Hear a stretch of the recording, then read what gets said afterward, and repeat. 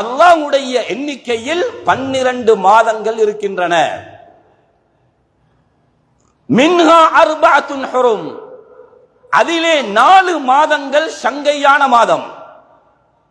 4 மாதங்கள் சங்கையான மாதம் என்றால் அடுத்த மாதங்களுக்கு சிறப்பு இல்லை என்று அர்த்தமல்ல. அடுத்த மாதங்களை விட கௌரவத்தில் 4 மாதங்களுக்கு அல்லாஹ் உயர்ஸ்தானத்தை கொடுத்திருக்கிறான். ஒரு உதாரணத்தை சொல்லுகிறேன். ரசூல்மார்கள் எல்லோரும் கண்ணியமானவர்கள். பல ரசூல்மார்கள், ஆயிரக்கணக்கான ரசூல்மார்களை அல்லாஹ் அனுப்பினான். அந்த ரசூல்மார்களில் 5 பேரை அல்லாஹ் தெரிவு செய்தான். நபியே முஹம்மது ரசூலுல்லாஹி ஸல்லல்லாஹு அலைஹி வஸல்லம் அவர்கள் முதலாவது, வமின்க வமின் நூஹின் வ இப்ராஹீம வ மூஸா வ ஈஸா இப்னு மரியம், இந்த 5 பேர்களையும் தெரிவு செய்து அவர்களுக்கு குர்ஆனில் ஒரு பேர் வைத்தான், உலுல் அஸ்ம். ரசூல்மார்களில் உறுதி உள்ளவர்கள். அடுத்தவர்கள் உறுதி இல்லாதவர்களா? இல்லை, அது அவர்களுடைய தனிச்சிறப்பு. 12 மாதங்களில் 4 மாதங்கள் சிறந்த மாதம். ஆனால் அந்த மாதங்களுடைய பெயரை அல்லாஹ் குர்ஆனிலே சொல்லவில்லை. 12இல் 4 மாதம் சிறந்த மாதம். புகாரியிலே சஹீஹ் முஸ்லிமிலே இருக்கிறது. முஹம்மது ஸல்லல்லாஹு அலைஹி வஸல்லம் அந்த 4 மாதங்களுடைய பெயரை சொன்னார்கள். அஸ்ஸனா, வருடம், இஸ்னா அஷர ஷஹ்ரா, 12 மாதங்கள் இருக்கிறது. ஒரு வருடத்தில் 12 மாதங்கள் இருக்கின்றன. மின்ஹா அர்பஅத்துன் ஹுரும், அதிலே 4 மாதங்கள் சங்கையான மாதம். ஸலாசுன் முத்தவாலியாத், 3 மாதங்கள் தொடராக வருகிறது, அடுத்தடுத்த மாதங்களாக வருகிறது. துல் கஅதா வ துல் ஹிஜ்ஜா வல் முஹர்ரம். சொல்லிட்டு சொன்னார்கள், வ ரஜபு முதர், ரஜபுடைய மாதம், அல்லதி பைன ஜுமாதா வ ஷஅபான், ஜுமாதா என்ற மாதத்திற்கும் ஷஅபானுடைய மாதத்திற்கும் நடுவிலே அது இருக்கிறது. அதுதான் இந்த மாதம். ரஜபுடைய 2வது பிறையில் இருக்கிறோம். ரஜப் மாதத்தின் 2வது பிறை. அல்லாஹ்வுடைய நல்லடியார்களே, இந்த மாதத்திற்கு ஏதாவது சிறப்பு இருக்கிறதா? மொட்டையாக சொல்லுவாங்க, அப்படி ஒரு சிறப்பும் இல்லை, அப்படி ஒரு அமலை குறிப்பாக்க கூடாது என்று சொல்லுவார்கள். அல்லாஹ்வே சங்கைப்படுத்தினான். சங்கையான மாதம் என்பதை இவர்கள் அந்த வார்த்தையை கூடவும் சொல்ல மாட்டார்கள். அதனுடைய மகிமை அப்படியே மறைக்கப்பட்டிருக்கும். அல்லாஹ்வுடைய நல்லடியார்களே, தஃப்சீரை கவனியுங்கள். ஸல்லல்லாஹு அலைஹி வஸல்லம் 4 மாதங்களில் துல் கஅதா என்ற மாதத்தோடு வேற எதையும் சேர்க்கல்ல. துல் கஅதாண்டு மொட்டையாக சொன்னார்கள்.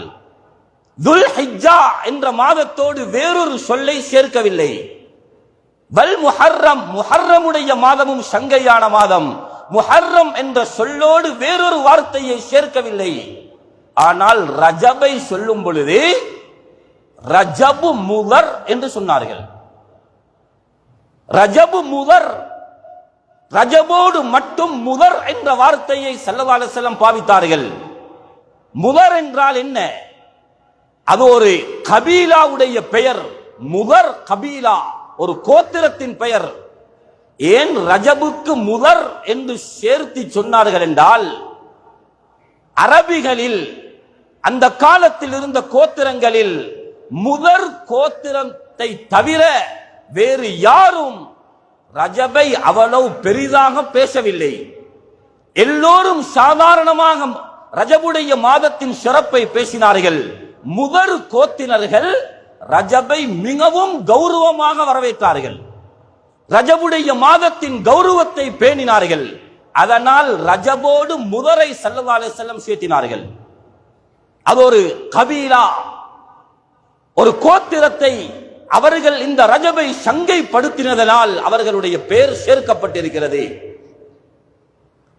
அல்லாஹ்வுடைய நல்லடியார்களே, 3வது இந்த மாதத்தின் சிறப்பு, ஃபலா தظلموا فيهن انفسكم, ஏனைய காலத்திலும் அநியாயங்கள் செய்து கொள்ள வேண்டாம். ஆனால் குறிப்பாக இந்த 4 மாதத்திலேயும் யாரும் அநியாயங்கள் செய்து கொள்ள வேண்டாம். ஏன்? இது சங்கையான ஒரு மாதம். இதிலே அநியாயம் செய்தால் ஏனைய மாதங்களை விடவும் தண்டனை கூட. இந்த ஆயத்திற்கு ஹிபுருல் உம்மா, இந்த உம்மத்தின் மிகப்பெரிய அறிவு கடல் முஹம்மது ரசூலுல்லாஹி ஸல்லல்லாஹு அலைஹி வஸல்லம் அவர்களுக்கு பின்னால் உலகத்தில் ஆக குர்ஆன் சுன்னாவை விளங்கினவர் ஹஜ்ரத் இப்னு அப்பாஸ் ரலியல்லாஹு அன்ஹு. அதை பத்தி பேச போனா ஜும்மாவுடைய நேரம் வைத்திரும். ஹிபுருல் உம்மா, இந்த உம்மத்தின் ஆகப்பெரிய முஃபஸ்ஸிர், அவர்கள் தஃப்சீர் செய்கிறார்கள்.